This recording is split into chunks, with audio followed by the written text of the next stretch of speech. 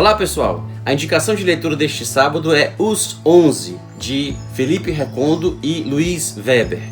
Os 11, o STF, seus bastidores e suas crises. Felipe Recondo é autor também de um outro livro sobre o Supremo Tribunal Federal, intitulado Tanques e Togas, um livro que examina a relação do Supremo Tribunal Federal com as ditaduras, desde a ditadura militar do período pós-republicano, logo que implantada a República, a ditadura chamada República das Espadas, a ditadura do general Floriano Peixoto, até depois a ditadura de Getúlio Vargas, e com ênfase, sobretudo, a abordagem do livro volta-se sobretudo à ditadura militar de 64, implantada a partir de 64, e a sua relação com o Supremo Tribunal Federal.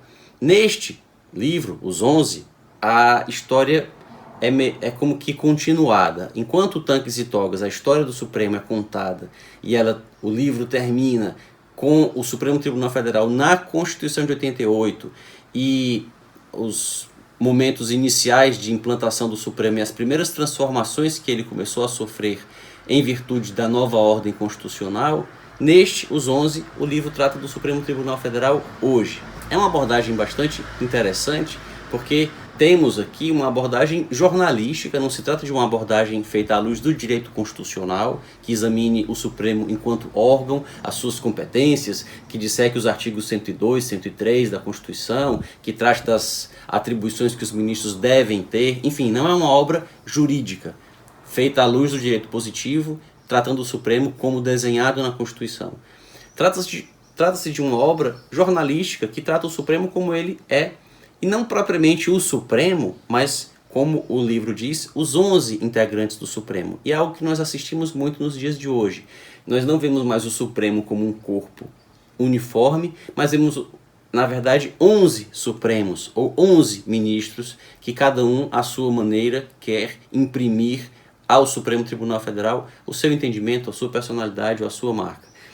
E o relevante do livro é a abordagem feita a partir de uma cuidadosa pesquisa de informações colhidas com assessores, com os próprios ministros, em entrevistas, em documentos, em registros feitos à época, e aí então se examinam temas como o julgamento do mensalão, como a nomeação de diversos dos ministros que hoje se acham no Supremo, como por que muitos não chegaram a ser nomeados. O livro narra episódios de quase ministros que deixaram de ser indicados pelo presidente da República por uma ou outra razão. O livro narra que se entende que a sabatina feita pelo Senado nunca reprova nenhum indicado, que os exemplos foram do início da história do Supremo e que nunca mais se repetiram. No passado recente nunca houve um caso de ministro não indicado, aliás, indicado e não aprovado pelo Senado, na sabatina do Senado.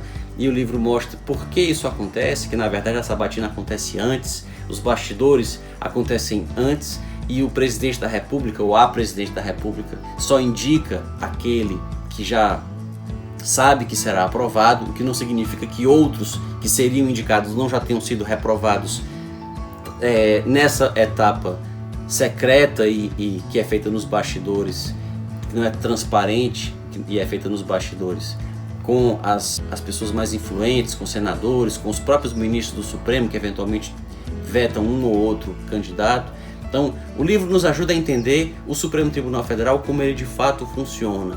Ele nos ajuda a entender a lógica e o funcionamento, e nos ajuda a entender, inclusive, por que o Supremo toma certas decisões e por que ele funciona como funciona. Ainda que não fosse por essas razões, se trata de uma leitura muito divertida, e ainda que não se pretenda com o livro se instruir a respeito do Supremo, entender o funcionamento do Supremo, seria, no mínimo, uma leitura será no mínimo uma leitura bastante divertida, fazendo-se aqui o que um professor meu comentou certa vez, algo como o lado caras no mundo do direito. É o que temos neste livro. Então, fica a indicação. Peço que os que tiverem lido o livro e tenham as suas impressões e os seus comentários, os trechos que acharam mais interessantes, por favor, não deixem de exprimi-los aqui na caixa de comentários do YouTube. Até a próxima!